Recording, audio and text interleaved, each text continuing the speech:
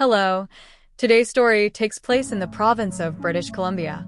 Located in Western Canada, British Columbia borders the Pacific Ocean to the west and the Rocky Mountains to the east. This region has a temperate climate and abundant forest resources. Southwestern British Columbia is home to the Vancouver metropolitan area, with Vancouver as the province's largest city.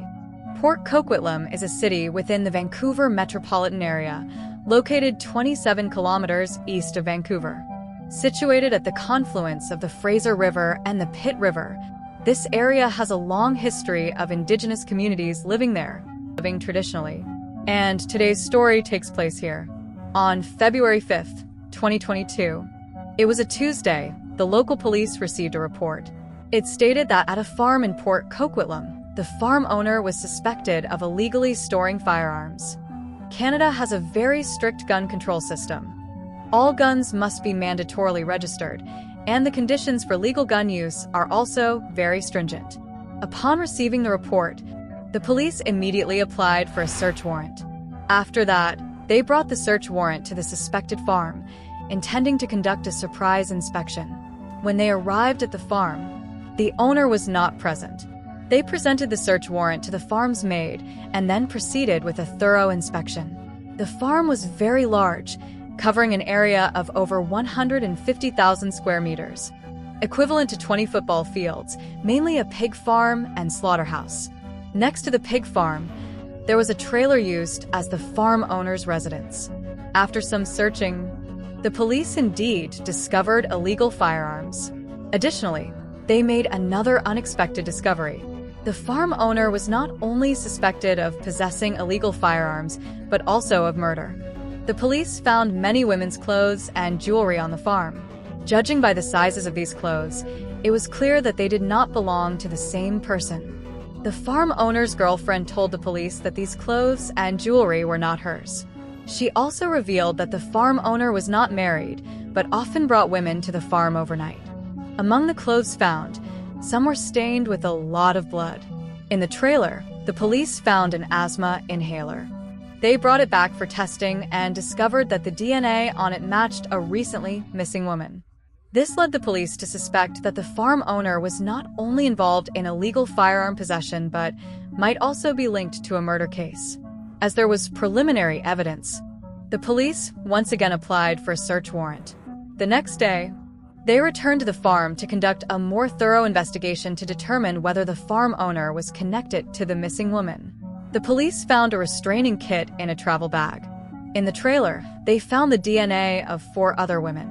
Their bodies were all found within a 70 m radius of the trailer. Autopsy results showed that all 4 female victims had clear external injuries due to body mutilation, apart from one person who was clearly shot. The cause of death for the other 3 could not be determined. The time of death for the 4 victims varied, but all had been deceased for at least 3 days. 3 out of the 4 were dismembered, and the method of dismemberment resembled animal slaughter. According to the investigation, the farm owner's name was Robert Pickton. The police found that the DNA on the restraining kit belonged to him. In the laundry room of the trailer, the police found a revolver with a caliber matching the gun that killed 1 female victim. The gun was missing 1 bullet. In fact, these 4 women were not the only missing persons found there. Since the 1980s, East Vancouver had been home to many non-English speaking immigrants. In contrast to the prosperity of West Vancouver, East Vancouver was relatively chaotic and impoverished. At that time, drugs, prostitution, and other social vices occurred almost daily there. Some women, after becoming addicted to drugs, were forced to sell their bodies to earn money for drugs. Recently, Vancouver police had received numerous reports of missing prostitutes and drug addicts. Most of the missing persons were women. The owner of the asthma inhaler found on the farm was one of these missing women. Due to the discovery of many belongings and the bodies of missing women on Robert's farm, he was officially arrested by the police a week later. After being arrested, Robert remained very calm. Since the police had found firearms on the farm, he admitted to illegal firearm possession. However, he denied any involvement with the missing women. After a long period of interrogation, Robert maintained a calm attitude, but did not provide any useful information to the police. The police decided to implement some special measures. They found an officer who had never met Robert, dressed him as an inmate, and placed him in the same cell as Robert, hoping the change in environment would prompt Robert to reveal something. While in prison, Robert was no longer as cautious as before, but completely relaxed. He regarded the undercover officer posing as a fellow inmate as a friend and excitedly described his criminal process. He lured these women to the farm in East Vancouver. After engaging in relations with them in the trailer, he killed them and disposed of their bodies on the farm. What Robert said next shocked the undercover officer. Robert claimed that he had killed 49 women, only one short of his goal of 50. He expressed regret that he had been too careless this time, leading to police discovery. Robert was unaware that as he enthusiastically recounted his crimes to his cellmate, everything was being recorded by a camera. The police identified Robert as a murder suspect. 8 days after Robert's arrest, the police confirmed the identities of 2 women found on the farm through DNA comparison. Robert was subsequently charged with 2 counts of first-degree murder. Robert Pickton, 53 years old, was the second child in the family. He had an older sister named Linda and a younger brother named David. The Pickton family had a long tradition of pig farming. Now in its 4th generation, Robert's great-grandfather bought a piece of land next to a psychiatric hospital in Port Coquitlam and built a pig farm. In the late 1950s, due to the government's need to build the Lougheed Highway, the farm's land was expropriated. The Pickton family was forced to relocate in 1963, when Robert was 14 years old. His parents bought the current farm for $18,000. At that time, the area was still a desolate swamp. Robert's family of 4 moved there to live. They built a house, rebuilt the pig farm, and continued their livestock business. Robert's sister, Linda, did not live with the family. The reason was that their parents believed girls should not live on a pig farm, so they sent Linda to live with a relative in Vancouver. Since childhood, Robert had plenty of pork to eat, but his parents had to work hard every day to handle the farm's operations because the farm was the family's main source of income. Robert's father prioritized work over his children when busy. He often asked Robert and David to help feed the pigs and clean the farm. However, he paid little attention to the boys' personal hygiene. Robert and David often wore dirty clothes to school. Over time, they began to smell like pig manure, causing their classmates to avoid them and even take detours to stay away. People also gave them the nickname the Stinky Pigs, being ridiculed by his peers. Robert grew to hate school. His academic performance declined. At the age of 12, Robert raised a calf. He treated it like a pet and often confided in it, although the calf could not understand him. At least Robert had a companion. This brought him some comfort. 2 weeks after raising the calf, Robert came home from school one day and could not find it. He became extremely worried and asked his mother if she had seen the calf. His mother told him to check the barn there. Robert discovered that the calf had been slaughtered. He was devastated. From that day on, Robert never kept pets again. When Robert was 14 years old and his family moved to the current farm, he dropped out of school and worked as a butcher at a local pork shop. 7 years passed this way. At the age of 21, Robert quit his job to return home and help manage the pig farm. 8 years after returning to the farm, Robert's father died of illness a year later. His mother also passed away. The 3 siblings discussed the inheritance. Linda received a portion of the assets and shares in the farm. David inherited the house and a share of the farm's ownership. And neither of them liked the farm. They considered it dirty and smelly. Since Robert had lived on the farm since childhood, the farm and the pigs were entrusted to him. Robert did not have a separate house, so he lived in a trailer next to the farm. As the economy of Port Coquitlam developed, the value of the farm increased. By 1994, when Robert was 45 years old, the farm was valued at $7.2 million Canadian dollars, 400 times its original price.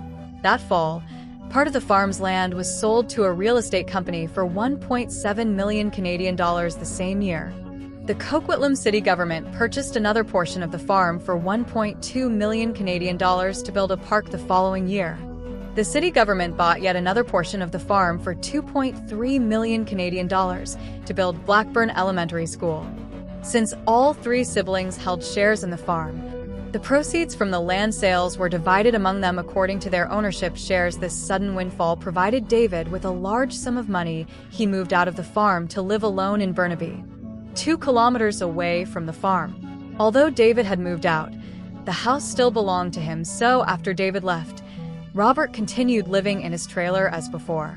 He managed the farm alone, raising piglets until they were grown, then slaughtering them and selling the meat at the market. Although the farm had specialized slaughtering equipment, it could not process pig intestines. Robert often drove the intestines to a waste processing plant in downtown Vancouver, 30 kilometers away.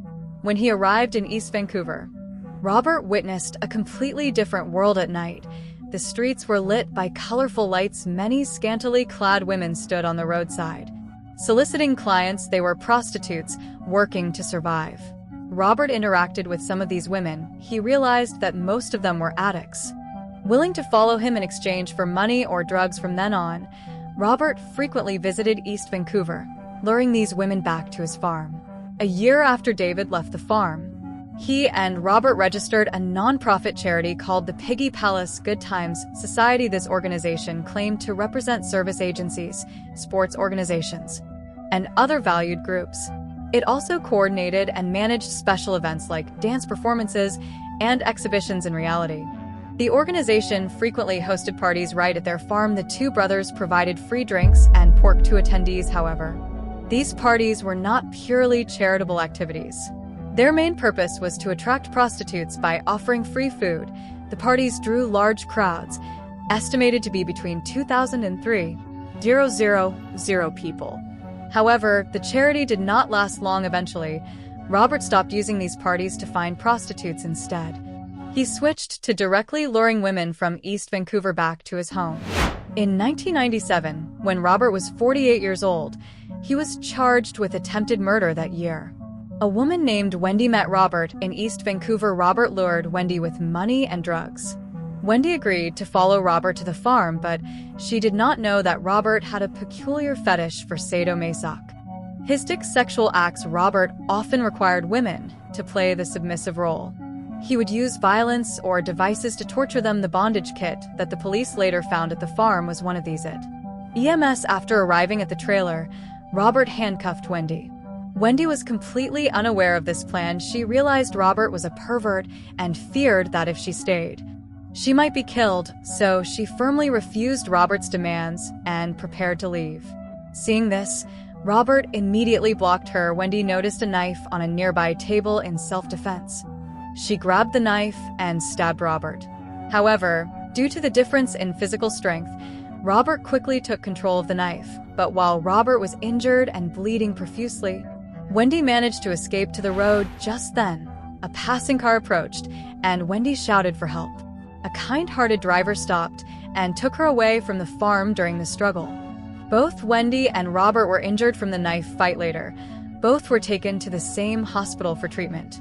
Fortunately, Wendy reported the incident to the police.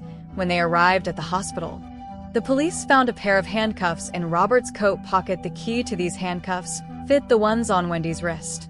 They confiscated the clothes and rubber boots Robert wore that night as evidence. Robert was arrested and charged with attempted murder. He was later released on bail after paying 2,000 Canadian dollars.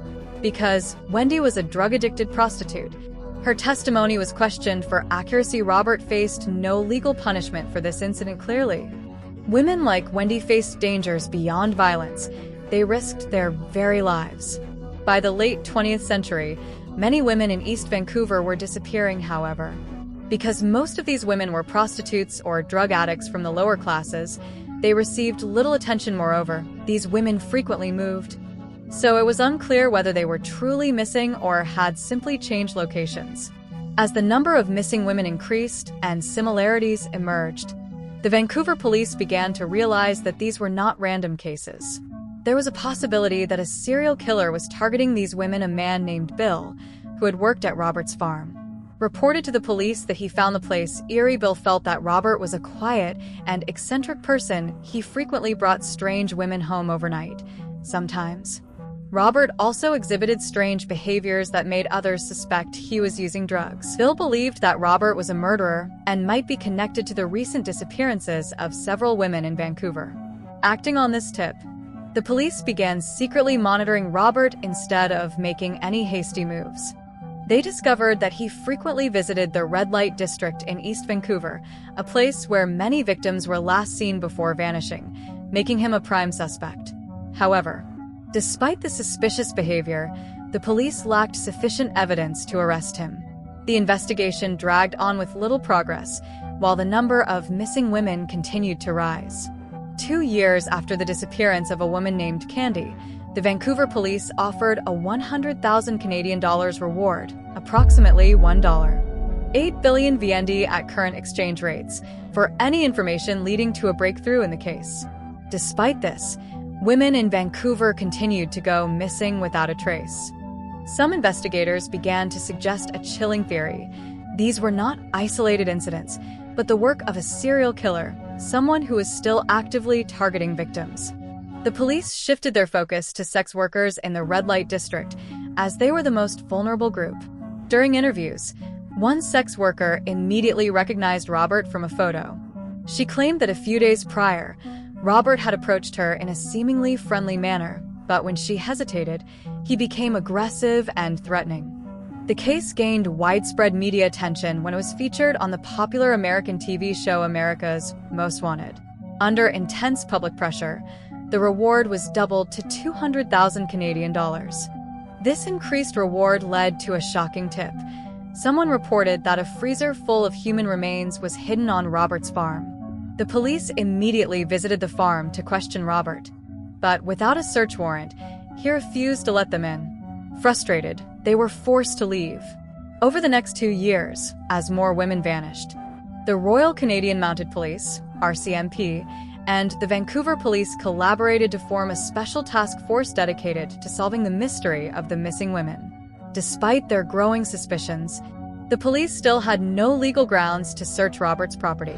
Their long-awaited opportunity finally arrived 5 months after the task force was formed, when they received a report accusing Robert of illegal firearm possession. Although unrelated to the disappearances, the police seized this chance to conduct a search. On February 5, 2002, authorities launched a surprise raid on Robert's farm. What they found inside was far more horrifying than anyone could have imagined: evidence of multiple murders. The search lasted over a year and a half, during which police collected 60,000 pieces of evidence, including 80 unidentified DNA samples, both male and female. Disturbingly, rumors spread that Robert had butchered his victims, ground their remains, and mixed them with pork from his farm, which he then sold to the public. The residents of Port Coquitlam were horrified and disgusted by these chilling rumors. The investigation cost $7 million and revealed more gruesome details. One of the most damning pieces of evidence came from 5 years earlier, a set of Robert's clothing that had been kept at the police station. Upon re-examination, the DNA of 2 missing women was discovered on the clothes, strengthening the case against him. In January 2006, for years after his arrest, Robert was officially charged with 27 counts of murder. Due to the overwhelming volume of evidence, the judge decided to divide the charges into 2 groups. 6 counts with the strongest evidence would be tried first, while the remaining 20 charges would be considered later. 1 year later, the trial for the first 6 counts began, and the media blackout surrounding the case was lifted. For the first time, the public learned the terrifying truth. Prosecutors described the gruesome conditions at the farm. One victim's body was found hanging from a meat hook. Another's bones and teeth were dumped in a garbage bin, and body parts were incinerated in the farm's slaughterhouse. A key witness, Lynn, who had worked on Robert's farm, gave chilling testimony. She recounted a night when Robert brought a mysterious woman to the farm. Later that night, suspicious of a light left on in the slaughterhouse, Lynn went to investigate and was horrified to see Robert handling a woman's body hanging from a hook, with blood pooling beneath her. Fearful for her own life, she kept silent until the trial. After 45 days of trial, the jury reached a verdict. Robert was not guilty of first-degree murder, but guilty of 6 counts of second-degree murder. He was sentenced to life in prison with no possibility of parole for 25 years, the harshest penalty for second-degree murder under Canadian law. Despite this conviction, prosecutors chose not to pursue the remaining 20 charges, arguing that additional sentences would not increase Robert's punishment and further trials would require enormous time and financial resources. The investigation and trial ultimately cost the government 102 million Canadian dollars, the most expensive criminal case in Canadian history. In 2013, the children of Robert's victims filed a civil lawsuit against the Vancouver Police and RCMP, accusing them of failing to protect the victims. A year later, both parties reached a settlement. Each victim's family received 50,000 Canadian dollars, although the police did not admit fault. While Robert Pickton now serves his time behind bars, the spirits of his victims remain trapped in the shadows, silent voices longing for peace. These were women forgotten by society, their lives stolen in the most brutal fashion. Their stories serve as a haunting reminder of the need for compassion, justice, and a collective responsibility to protect the most vulnerable among us. This case remains an indelible scar in Canadian history, but also serves as a driving force for legal reform, raising public awareness, and reinforcing the need to safeguard vulnerable populations from predators like Robert Pickton.